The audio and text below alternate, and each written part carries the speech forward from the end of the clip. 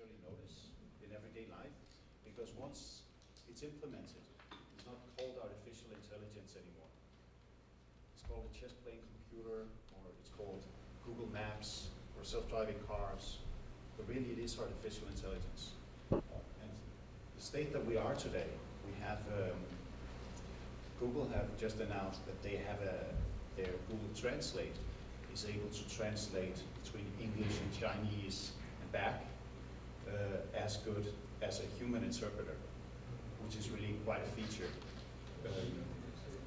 And the remarkable thing about these artificial intelligences is that in the area that it's specialized in, it's usually at human level or even above. But today, artificial intelligence is usually exactly that. It's narrowed into a specific area, but what researchers are really interested in is to go from a specific area to a general intelligence. An artificial intelligence that at every cognitive task is at least at human level or even above that. The way to get there is by either improving the algorithms that we have today. We have neural networks every now and then, every few years, some improvements come up that leap us forward a little bit. And the other way is by increasing computational power. One way to think about it is, even with the algorithms, even with the technology we have today, given enough computational power, we could possibly create something that's as good as a human or even better than a human. The computational power is really restricting us at the moment. When we look at the development in computational power, we have Moore's law. That's an exponential curve. And even though we could say it might not be realistic that Moore's law just continues and we have these exponential returns of computational power, there's probably not a hard limit to how much computational power we can have either. I think it's reasonable to assume that even if the speed of computational increase slows down, we might still have an increase in computational power, meaning that it's just a matter of time before we get to a point where we can achieve this. John Irving Good was the first guy in 1965 who coined the term intelligence explosion.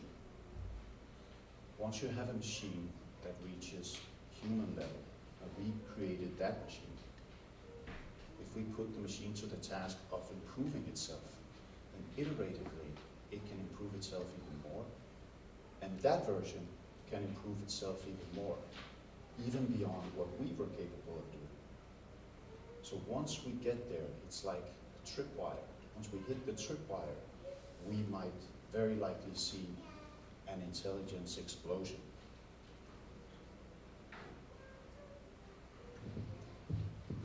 In terms of intelligence, we have these steps on the biological staircase with the insects at the bottom. And then, of course, at the top we have ourselves. Now, each step represents a unique set of capabilities or cognitive things that we're able to do. If we look at the one that is closest to us, at the chimps, monkeys, they're quite smart. They're able to communicate, even use some form of language. But if a monkey would see this building that we're in, it wouldn't understand that it's a building built by humans. It wouldn't be able to conceptually grasp this. To a monkey, it's part of nature. Even if we tried to explain that we have used tools, we're able to build it, even if we would show it to the monkey, it wouldn't be able to conceptually understand what we were talking about. So each step represents a new thing we're able to do conceptually.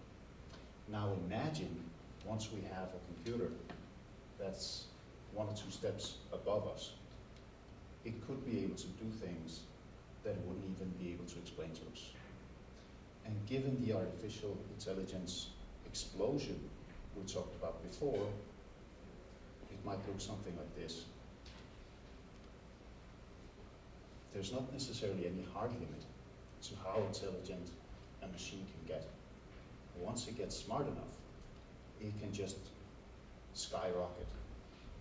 If we look at ourselves and we see the limitations that we have, biological limitations, we have our skulls that encapsulate our brain. It's not like we can get twice the brain as we have now, but a computer can.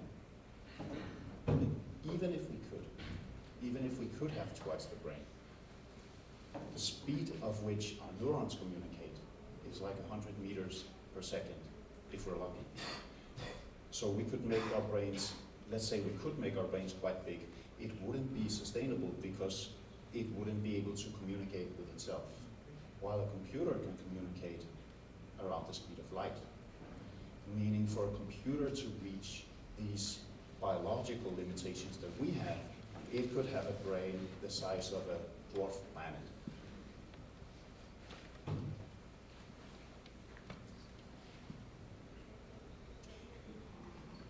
What I'm talking about today is about predicting the future. What will happen once we get AGI, once we get to AGI? Will we even get to AGI? And there are lots of experts talking about this. There are lots of predictions made by experts. Some experts say we will get there, others say we won't, some say it will be great, others say it will be terrible. But if you listen to Nobel Prize winner Daniel Kahneman, who's a researcher in psychology in the field of irrational behavior, he says that experts, they are usually a little bit less predictable than the dart-throwing monkey. If they were to predict the outcome of any given event, a dart-throwing monkey would be accurate more times than the expert. This has some implication for us. This means that in this field, where the experts, they're telling us it will go this way, it will go another way, our thoughts, your opinions are just as valid as anything you hear. It's not to disregard expert opinions. I know that some of you might be experts in this area too. But one remarkable thing from the work of Daniel Kahneman and the collections that he did is that the more you know, the more of an expert you are in an area, the more famous you are in this area. Usually there's a negative correlation with the accuracy of your predictions.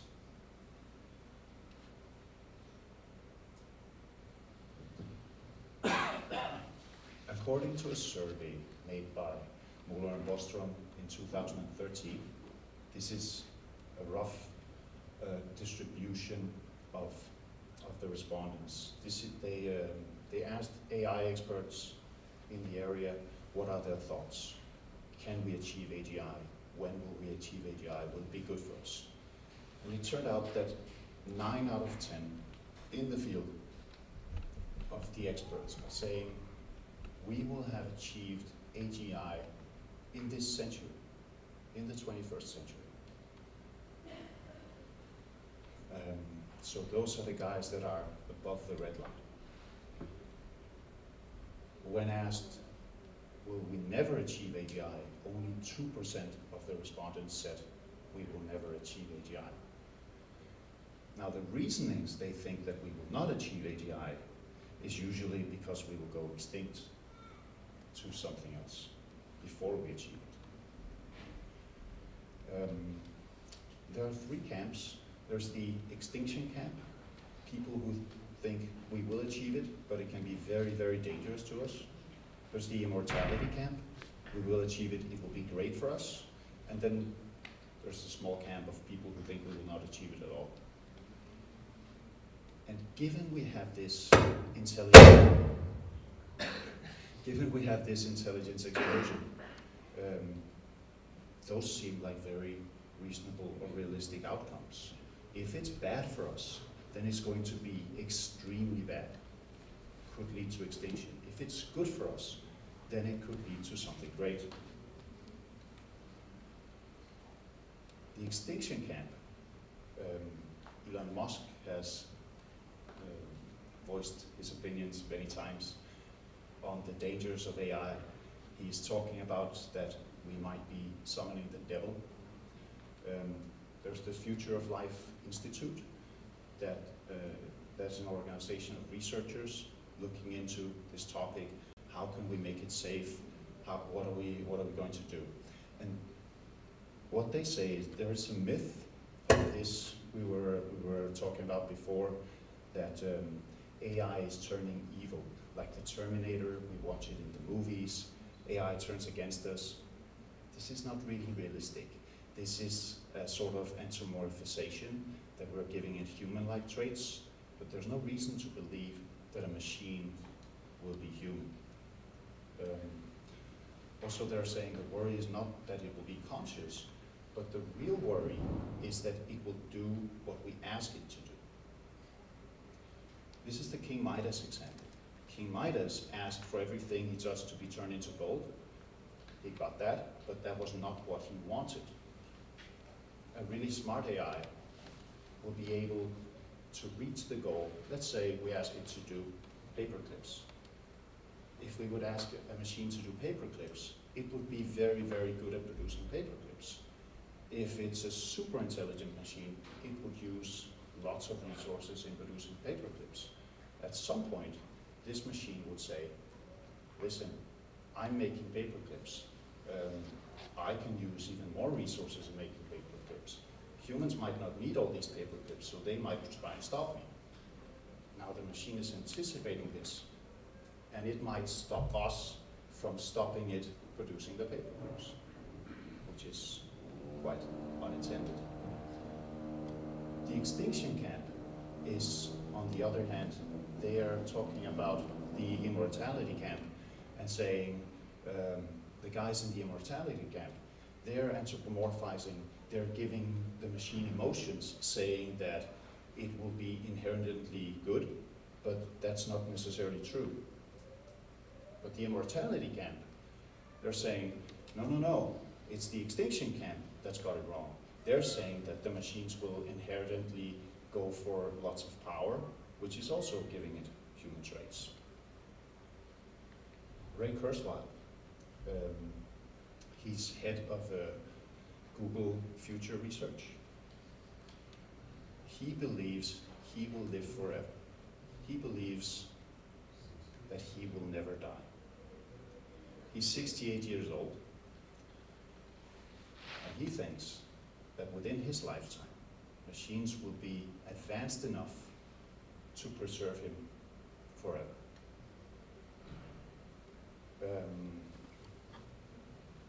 He's talking a lot about the concept of intelligence amplification, how we can amplify ourselves, how we can benefit from interacting with the machines. That if you can imagine, we have an interface. There are several organizations already working and probably already have such an interface that our brains can directly communicate with machines.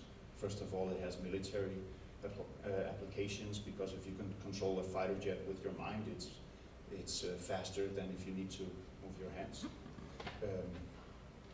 But if we think about these implications, let's say we are wired up. Kurzweil, he describes it as you can be wittier at demand, you can be funnier, you can just tell jokes, or you can be smarter. But the thing about the jokes, let's say you tell a joke, this is great, everyone laughs, you're better than Seinfeld, and your dopamine spikes. But you're probably not the only one. At some point, everyone will have this. And now being wittier than Seinfeld is not something that's out of the norm. This is just the bar. This is the new bar we've set. So in order to get your dopamine spike again, in order to tell another funny joke, you're going to need additional resources. Now you're funnier for a while, until everyone has additional resources. And we're having a kind of race where we're machine addicts. And we're decimating ourselves. We're decimating how much human are we, and making the machine part much, much bigger. Given the research that has been done on split brains, which is epilepsy relieving procedure that has been done, that indicates that our two brain halves, they can kind of work independently and also disagree with one another. Given that people who have brain damage, they can change their personality drastically, for worse or for better. They can even be funnier.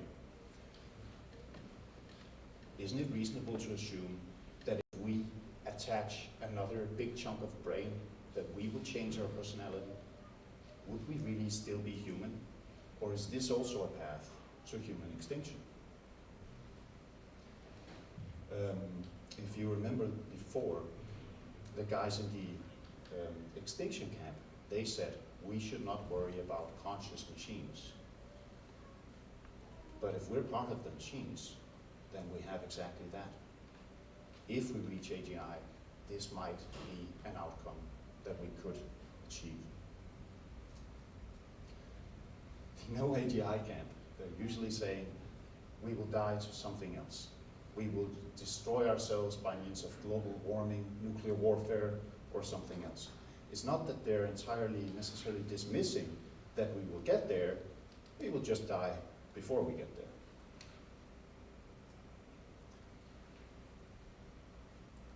In contrast to the AI experts, if you ask the general population, what are their thoughts on AGI? It looks something like this. I couldn't care less. I really couldn't care less.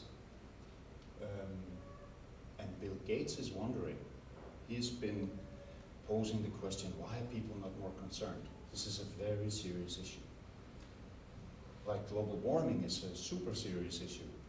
This even more so. It doesn't just have implications for us, it probably means extinction or immortality. And there are some very good reasons for that. Dan Ariely is another researcher, one of the top researchers in the same field as Dan Kahneman, into irrational behavior.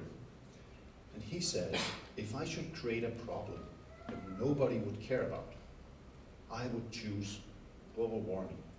Why global warming? Because it's something that's going to happen in the future. There's some uncertainty involved. I don't see anyone affected by it. I haven't, even when it happens, it might not happen to me, it could happen to someone else, or it could even be a good thing. All of these things apply to artificial intelligence too. Everything applies to AGI. But there is one difference, one really important difference, which is in global warming, you need measurements, you need water levels, temperatures, you need to observe all these climate changes, run it through models, find some models that has worked before. We don't have the knowledge to do that. You need experts to do that. In artificial intelligence, when we're trying to predict the future, your guess is as good as anyone's. Your opinion is as good as anyone's.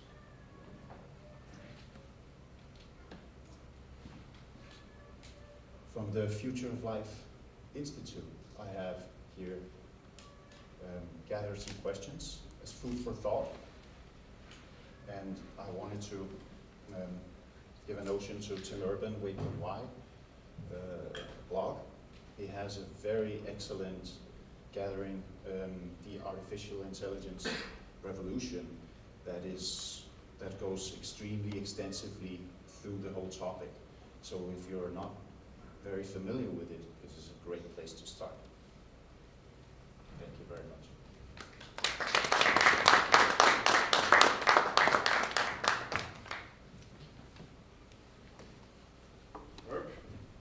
You've been caught up a bit on the time we lost, so that's fantastic. Anybody who have an immediate question? Yeah? Thank you. you.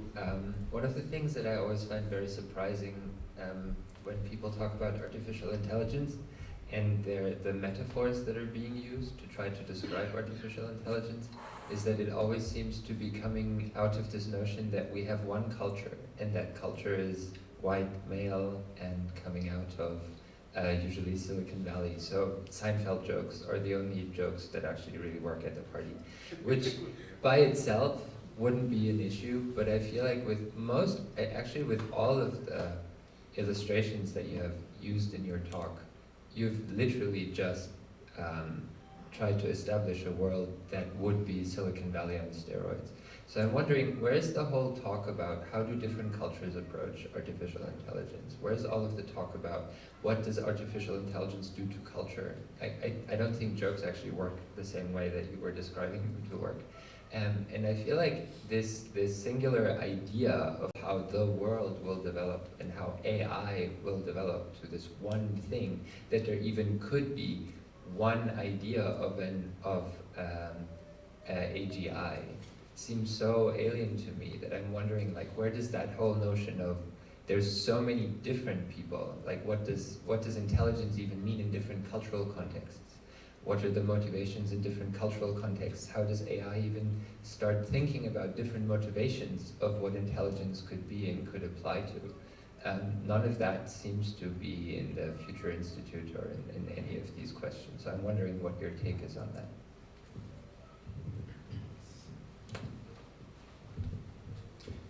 I think that what you're describing is super relevant, and this is something that in the short term we need to focus a lot on. But there's a great distinction between the short term and which is before you hit the tripwire. The tripwire, that's the intelligence explosion. But then that would be a fascist notion, right? Like the moment we hit the tripwire, we're all just, like, it's one humankind and it's one culture and one stream. That would be a bit weird. Don't you think people would be very upset about that? I don't know, because what you have, once we hit the tripwire, we have something that is entirely alien. Who is we? Humanity as a whole. We will have something that is above us on the intelligence staircase. We will have a new type of species that we cannot really anticipate the behavior of. In the short run, I completely agree with you. We need to, when we talk about job automation, we talk about what does it mean to be funny or witty when we apply it in each of these fields that are very cultural specific. We need to focus on that. In the long run, we have something potentially that is completely alien and way superior to us. Like, we would be the gorillas in this context. Gorillas don't have a great history of controlling humans. So in this talk, I don't know, I think we need to unite as humanity to tackle this very difficult issue.